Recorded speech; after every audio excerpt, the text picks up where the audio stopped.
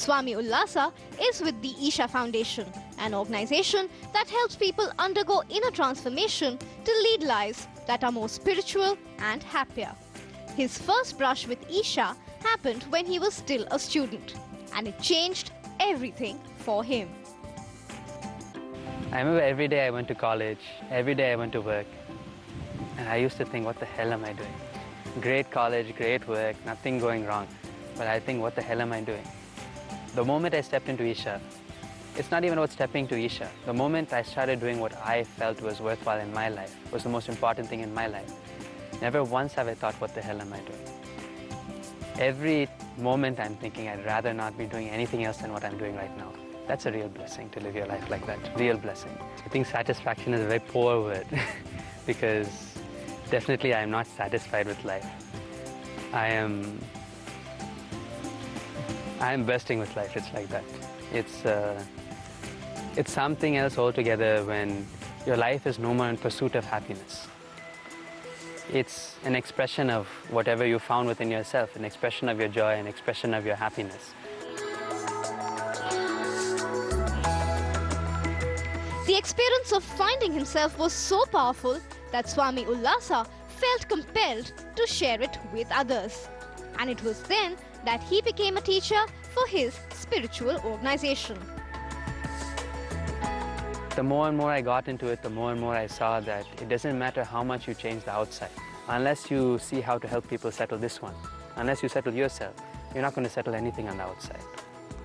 And since then, the past 6-7 years when I was going through the practices, volunteering, I saw how this one was flowering in such a wonderful way. And I wanted that to grow, and I wanted that also to happen to more and more people. So after a year of working, I quit and I came full-time to Isha and joined the teacher's training process. A lot of the cynicism around spirituality comes from the careless use of the word. The term has been both misappropriated and abused. And in certain social circles, attachment to some spiritual practices has almost become a fad. These young practitioners of spirituality are aware of the problems, but it only strengthens their resolve to take the true meaning of their practices to people. I don't really like to use the word spirituality because, you know, that is misconstrued in so many ways. There's really not many words you can use because they've been misrepresented in so many ways. Like even to me, the dearest thing in my life, which is yoga, even that has been misconstrued in so many ways. Usually when you think yoga, you think some bending your back, getting into some kind of posture practice, but it's not. Fundamentally, yoga means it's a whole method and technology by which you can reach the ultimate within yourself. Coming up after the break, two young people who have come back from abroad to spread spirituality amongst others. If I want to live life, I cannot just be confined to social status or to material achievements. There is another dimension of life which I need to definitely explore and look into. And this is what I've been doing for the last 2 years. The meditations, the voluntary work, everything is just a part of an exploration of what I am, who am I. Tough to sort of do this thing, but one thing about Isha is we have people from various backgrounds and various cultures, but we're all sort of working together towards one common goal. So it really takes off this identification of being limited to one country that you're coming from.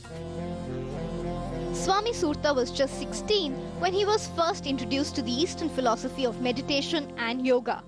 His dabbling with spiritualism resulted in a feeling of happiness and confidence. 3 years later, he decided that he wanted to devote himself to helping others through spirituality for the rest of his life.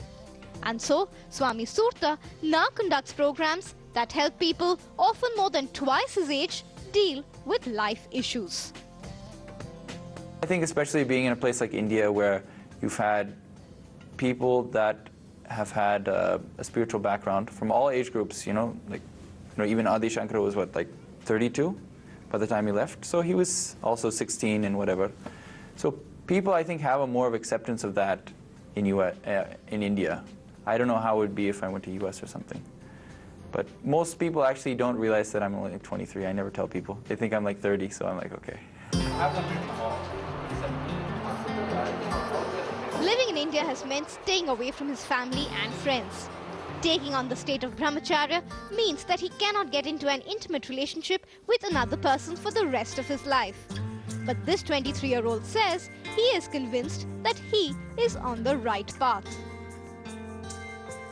Whatever you do, you have to give up something. If you give up, if you go and take brahmacharya, then you have to give up married life. If you go on married life, you have to give up brahmacharya.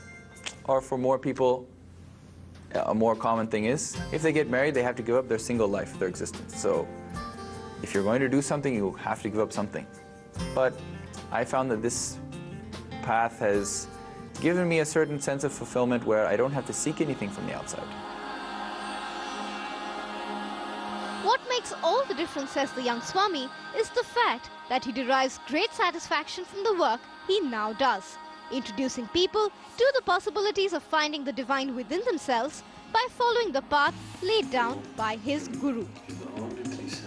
The work itself is a very tremendously fulfilling process because the way that people are touched by the programs and the work that we're doing, I've never seen anything like this before, nowhere.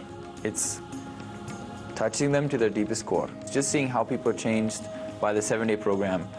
You know, by the first day you're thinking, okay, you have to do the setup, this thing. It's like, why did I get into this? By the last day you're just like completely blown away. Every program, it just completely blows me away. The way people are on the first day and the way they change by the last day, it just amazes me every time.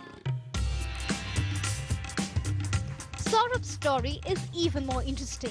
Life couldn't be any better for this quintessential achiever who did everything that the average Indian parent wants their child to do. Academically, socially, my life was what any middle-class child would have. As I grew up, my ambitions became stronger and stronger, and during my teenage, I decided to appear for one of the most difficult exams in India, which is called IIT JEE.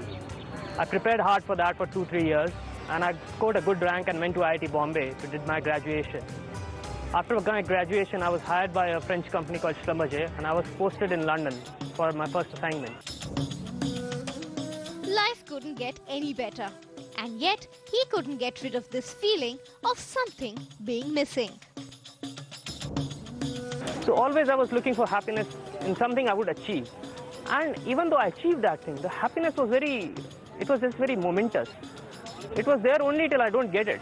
The moment I get it, it's not worth that much. So life was going on and I could see where it would lead to. Maybe I will become vice president or president of a company someday. But if even that doesn't satisfy me, even if that doesn't fulfill me, then what's the point of that? That was the question which was coming to my mind every now and then. That's when he turned to meditation and yoga, and suddenly life took a 360-degree turn.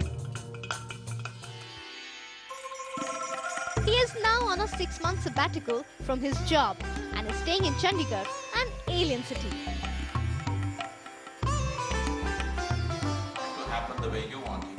All for the chance to volunteer for the organization, which is his spiritual anchor. When you assume so much about the Creator, you are bound to be in trouble.